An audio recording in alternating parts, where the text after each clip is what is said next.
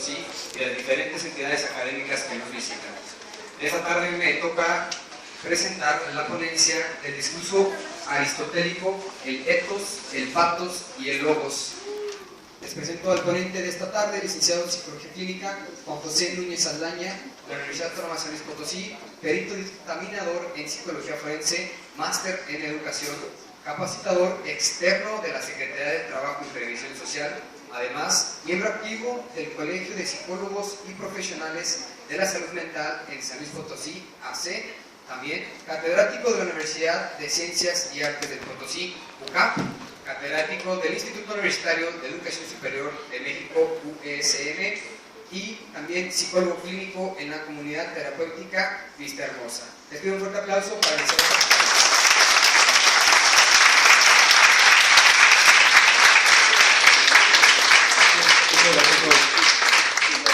Pues muy buenas tardes tengan, jóvenes. Es un verdadero honor presentarme en esta institución a presentarles un trabajo que la verdad me parece muy interesante.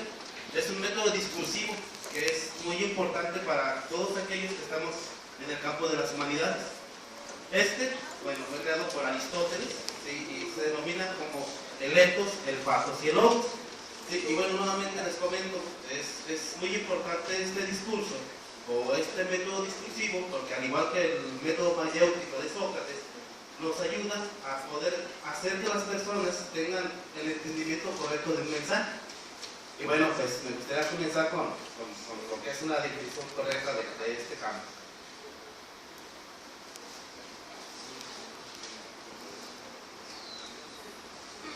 Bueno, Aristóteles acuñó el término de logos, el ethos y el pathos como los tres pilares de la retórica. Hoy en día se usan como tres atractivos de la persuasión, es decir, distintas maneras de convencer a una audiencia sobre un tema, creencia o conclusión en particular.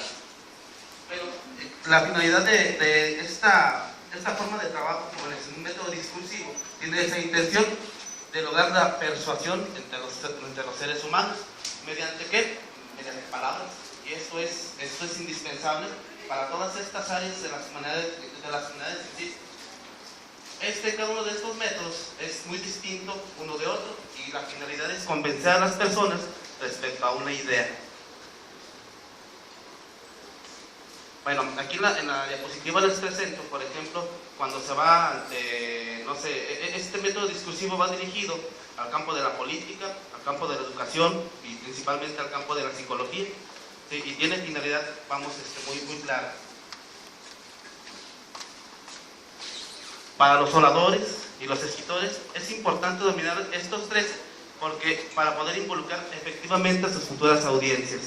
La intención de este método, jóvenes, es hacer que las personas se identifiquen con el mensaje, que estos tomen a conciencia las emociones y los sentimientos que esto le permite y que estos, a partir de esta forma de trabajo, ¿sí?, se involucren directamente y bueno, puedan tomar una buena decisión. La finalidad principalmente respecto a lo que es la persuasión, ¿sí?, es influenciar de manera social a las creencias, actitudes, intenciones, motivaciones y comportamiento de las personas. Diría el doctor Gustave Le Bon, es una forma también de llegar a las masas, porque recuerden que una persona de manera individual puede actuar de cierta manera, pero cuando ya se comporta en masa, ¿sí?, esta deja de tener individualidad y entonces se convierte en un colectivo. ¿Sí? Y bueno, mediante este método es posible, ¿sí?, llegar a las masas. Pero bueno, vamos a comenzar desde el primer punto, lo que es el pathos. Antes de ¿qué es la persuasión? Es un proceso destinado a cambiar la actitud y comportamiento de una persona o un grupo hacia algún evento, idea, objeto, persona, mediante el uso de palabras para transmitir información, sentimientos, el razonamiento o una combinación de los mismos. Como método persuasivo, jóvenes, tiene la característica, al igual que la mayéutica de Sócrates, que mediante el discurso una persona puede llegar, ¿sí?, a hacer influencia sobre los demás a partir de las emociones y los sentimientos que esto puede evocar.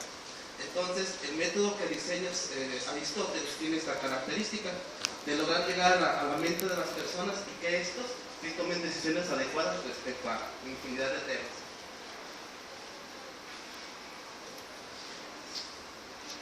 Bueno, aquí les presento a los creadores de todo este sistema, jóvenes.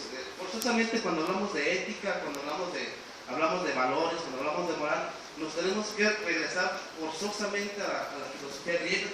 Tenemos que hablar de Sócrates, de Aristóteles, de Platón, sí, pero también tenemos que hablar de los presocráticos, aquellos que estaban buscando el origen de las cosas, ¿sí? Desde Demócrito, ¿sí? Tenemos que Aristarco, Arquímedes, ¿sí? Tenemos que observar a Parménides de Lea, Zenón de Lea, todos ellos sí tienen la característica de mostrarnos un discurso, ¿sí? En el cual va enfocado hacia el conocimiento de la verdad, que nos va enfocando al conocimiento de la moral.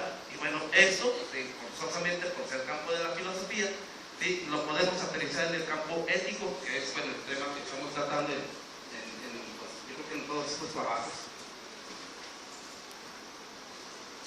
El pathos. Bueno, pathos significa tradicionalmente sufrimiento o experiencia. En retórica, esto se traslada a la habilidad del orador o escritor de evocar emociones y sentimientos en su audiencia.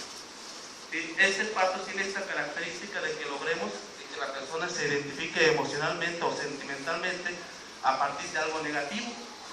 ¿Sí? Y bueno, pues esta tiene su forma. ¿Sí? Bueno, en este momento yo les voy a presentar un video en el cual la idea es que ustedes reconozcan las emociones o los sentimientos que les pueda proporcionar solamente la visión de unas imágenes. ¿Sí? La idea no es ser amarillistas, no es presentarles imágenes feas, pero a animales que aparentemente son salvajes, con una ternura asesina. ¿Sí? ¿Y qué emociones evoca ver a esta niña con un golpe? Aquí estamos hablando de esa violencia infantil. ¿Sí? Entonces, el pathos tiene esta característica de lograr que nos identifiquemos con lo que estamos transmitiendo, con lo que pretendemos transmitir mediante el lenguaje. ¿Ustedes creen que esta emoción surgió en ustedes a partir de estas imágenes? Bueno, ¿ustedes qué piensan con esto? Bueno, ¿usted mira? Ok. Bueno, este es parte del argumento, sí, que en un momento dado se presenta ya con lo que es el pathos. Bueno, esto es vital para argumentos profundamente controversiales.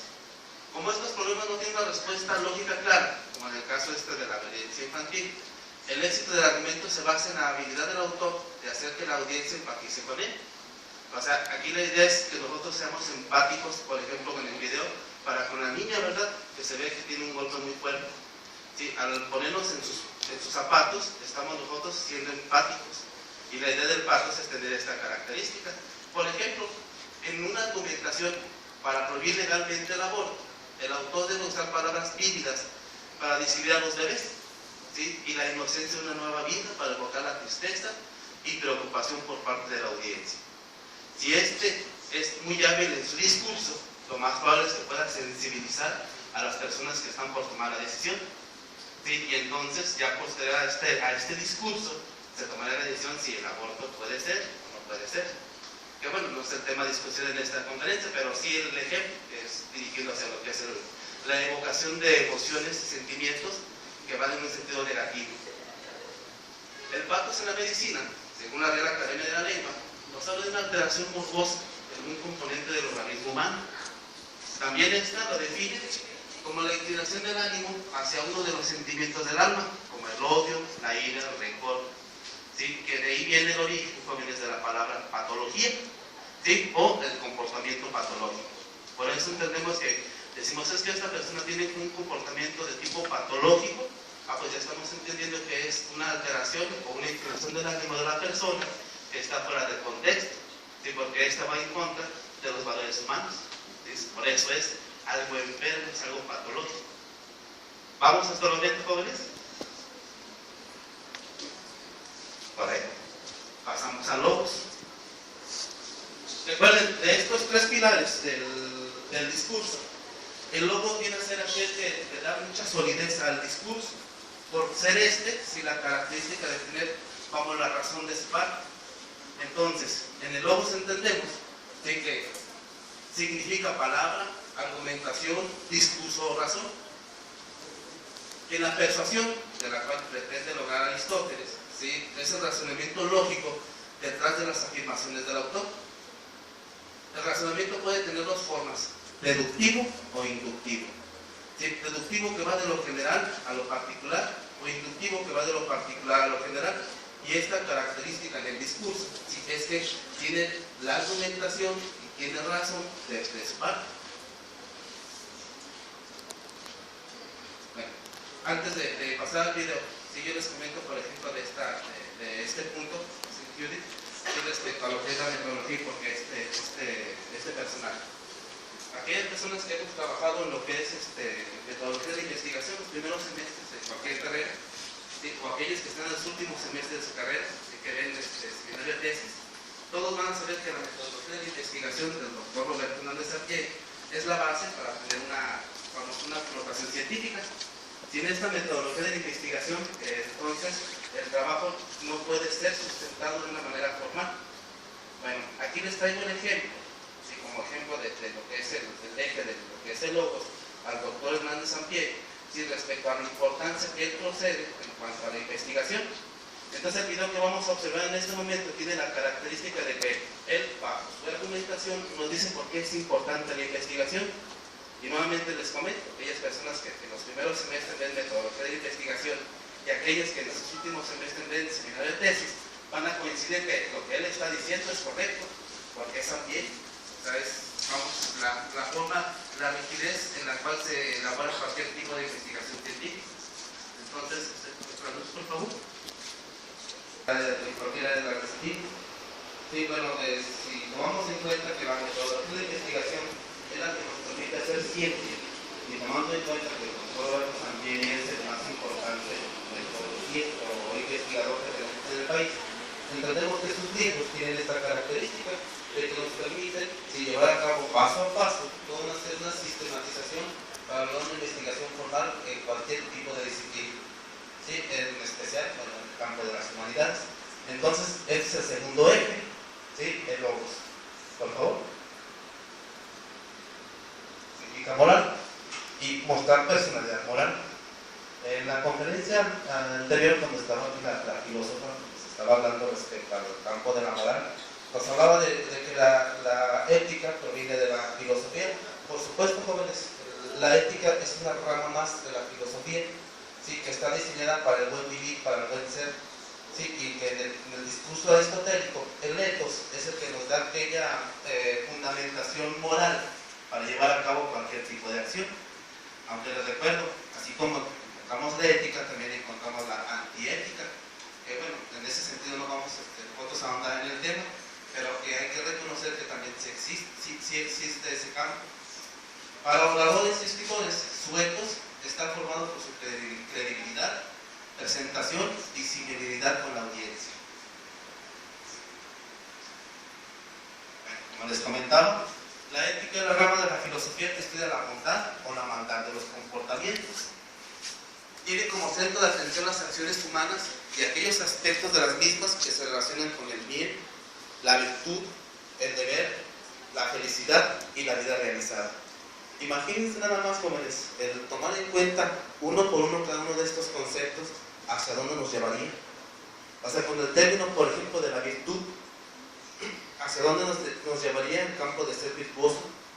O el campo, por ejemplo, que nos habla del deber, porque hay cosas que debemos hacer, ¿sí? Y eso nos habla como seres humanos, como personas. Hay cosas que debemos hacer y hay cosas que no debemos hacer, ¿sí? Yo les ponía el ejemplo en alguna ocasión, ¿verdad? En alguna de las clases.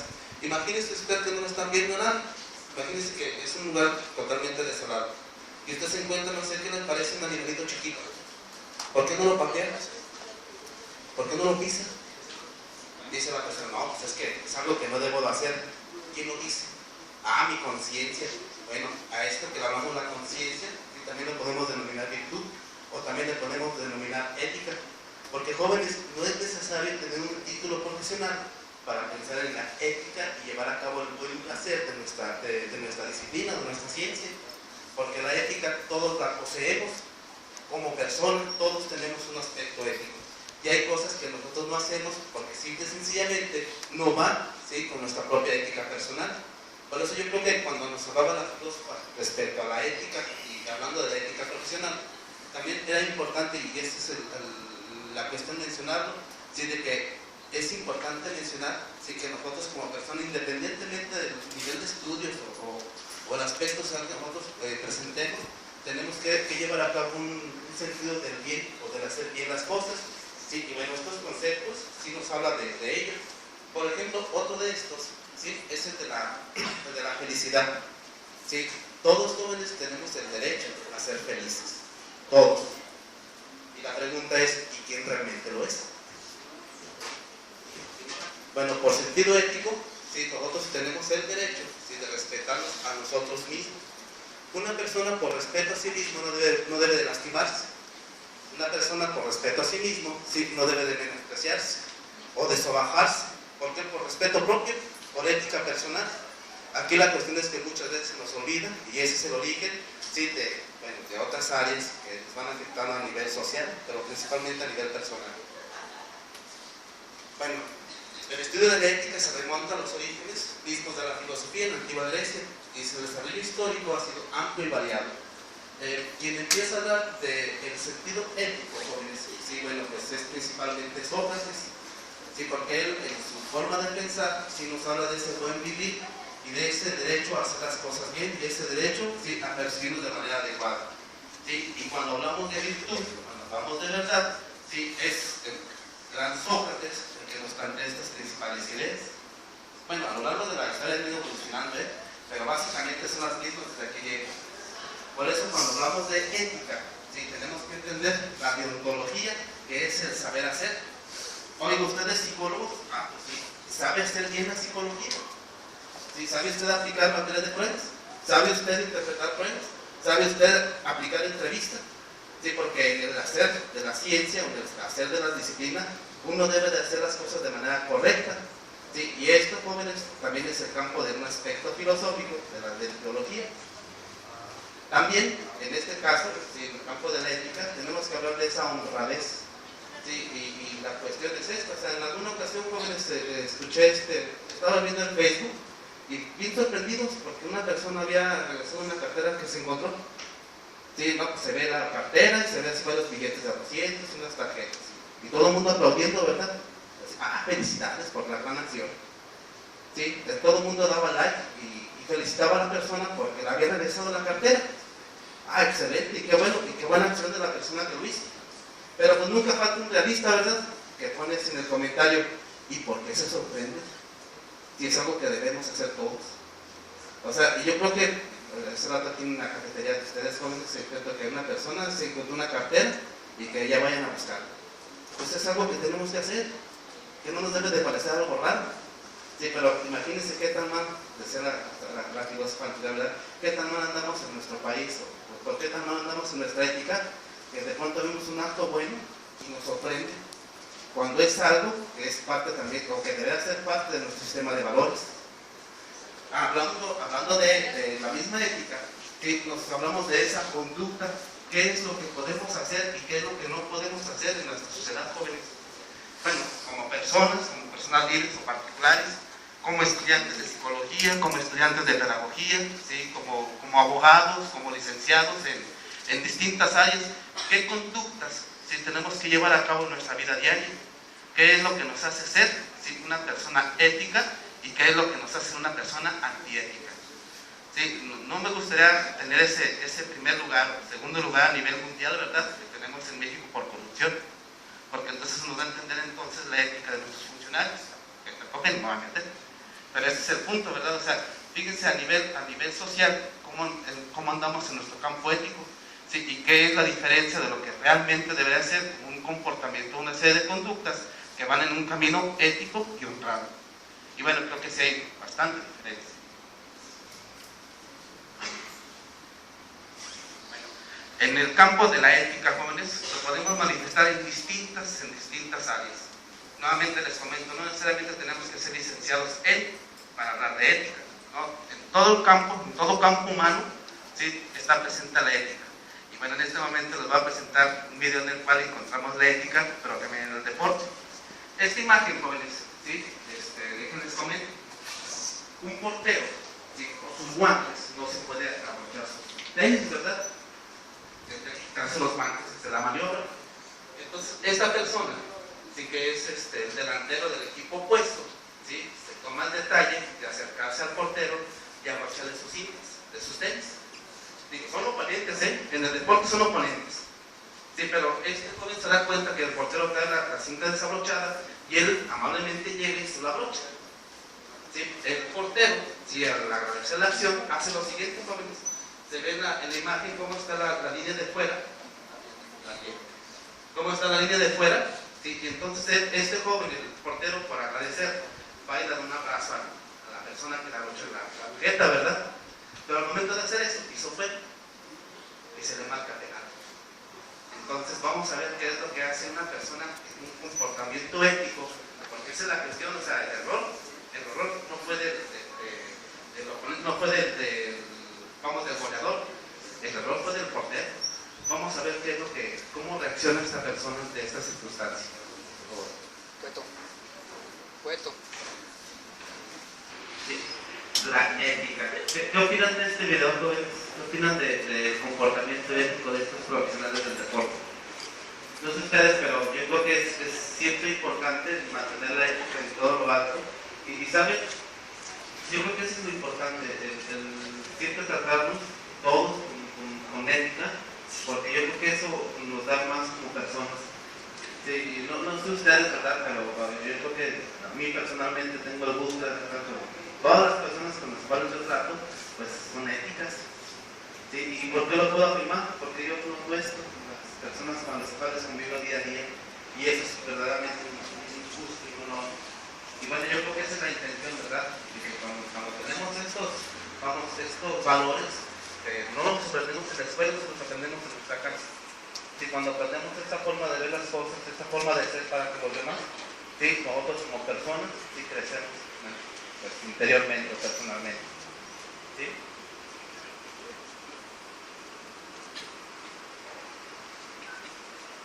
No es suficiente tener un razonamiento lógico para crear un argumento efectivo. No solamente es el tener la lógica o el logos, el contenido también debe de ser presentado de manera confiable para convertirse en creíble. Ethos es particularmente importante para crear el interés en la audiencia también. Por eso les comento, o sea, tanto el ethos como el pathos y el logo no pueden ir de manera diferenciada, o sea, tienen que ser estos tres pilares únicos, ¿sí? Para poder llegar a una presentación adecuada hacia las personas. Por eso cuando hablamos de ethos, decimos, la persona tiene credibilidad.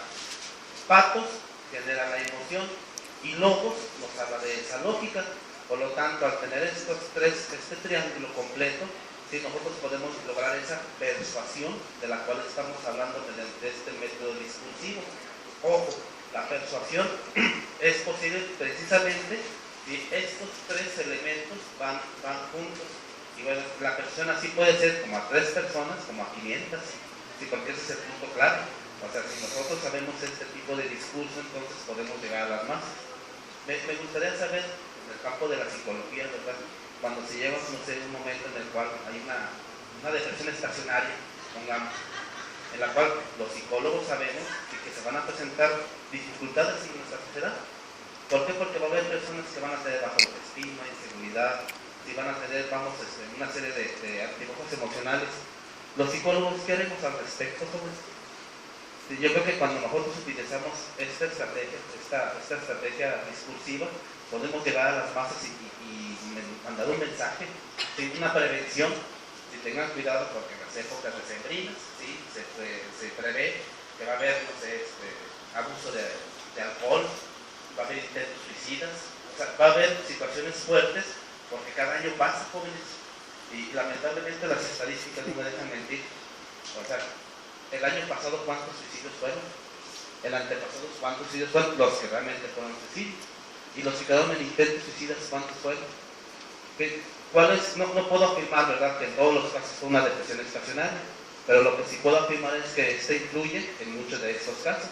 Entonces, si nosotros sabemos esta información, si nosotros ya tenemos aquí una lógica. Si nosotros tenemos esta credibilidad porque sabemos lo que va a ocurrir y sabemos las condiciones emocionales con las cuales se atraviesa la persona, nosotros fácilmente podemos actuar ante esas circunstancias. Y nosotros a la sociedad le debemos, por nuestra propia ética, ¿sí? El dar a conocer estos mensajes de cosas que sabemos que van a ocurrir y que podemos, pues si no en todos los casos evitar una situación fuerte, sí al menos hacer esa prevención primaria. Y bueno, yo creo que eso ya es muy particular, jóvenes, y eso ya es de cada uno de nosotros. El logos, etos y patos son elementos académicos tradicionales detrás del razonamiento, se usan para lograr ensayos más persuasivos y son el centro de la estrategia de los equipos de debate. Bueno, las personas que dominan esas habilidades están en el campo de la psicología, de la oratoria, del derecho, e incluso jóvenes en el campo de las ventas. Porque, bueno, extrañamente hay quienes utilizan este método discursivo pues para vender. Y bueno, no es el tema, ¿verdad? Pero bueno, como tengo que mencionar, o sea, en el campo de las ventas también se utiliza el discurso aristotélico para llegarle a las personas, pero bueno, en ese campo no es el tema. ¿Sí? Este es el triángulo, ¿sí? En el cual la argumentación es la base central, ¿sí? En base a una ética, una moral, en base a sentimientos, en base a emociones, en base a conocimiento y en base a la razón. Si nosotros que estamos al frente de grupos, ¿sí? Como pedagogos, ¿sí? como maestros, como licenciados en la psicología, ¿sí? Y manejamos esta argumentación de manera adecuada, vamos a lograr que nuestro auditorio tenga ese mensaje de manera adecuada, ¿sí? Y poder hacer a partir de ello un cambio. Bueno, aquí les hablo de este ejemplo. Aquí hablamos, por ejemplo, de esa responsabilidad social de la educación, ¿sí? Y entonces decimos aquí en las instituciones educativas, es importante que las nuevas generaciones sepan mucho, que aprendan, que lean, que tengan una formación correcta, porque la responsabilidad del alumno no solamente radica en su propia profesión, sino que llega un punto en el cual radica en la importancia hacia su familia, hacia su comunidad, a su país, a su patria. Porque jóvenes, les comento a todos los que se encuentran en esta institución, alumnos de esta escuela, de las escuelas que hoy nos acompañan, ¿sí? Que es una responsabilidad de ustedes como nueva generación el hacer las cosas bien, porque en sus manos, jóvenes, se encuentra nuestro país.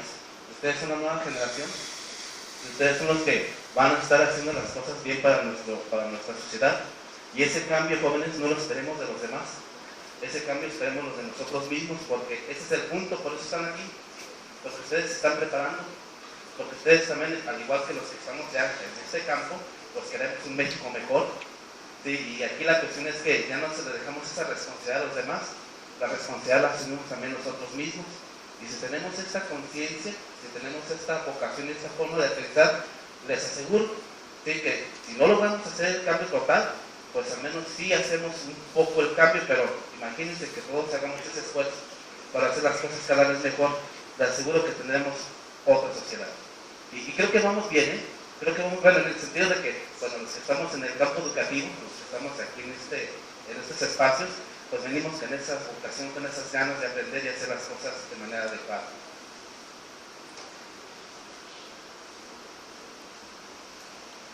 Bueno, hablando de esa misma ética social y de ese compromiso que debemos hacia nosotros mismos, hacia los demás, les presento este video, jóvenes, con esa idea de que, ¿saben? Nosotros podemos hacer la diferencia, todos podemos hacer la diferencia. Esto parece que es muy difícil poder, ¿no? Tiene que ver con pequeños detalles, y bueno, espero que este video me explique mejor mis palabras, ¿verdad? Entonces, vamos a ver, espero y disfruten.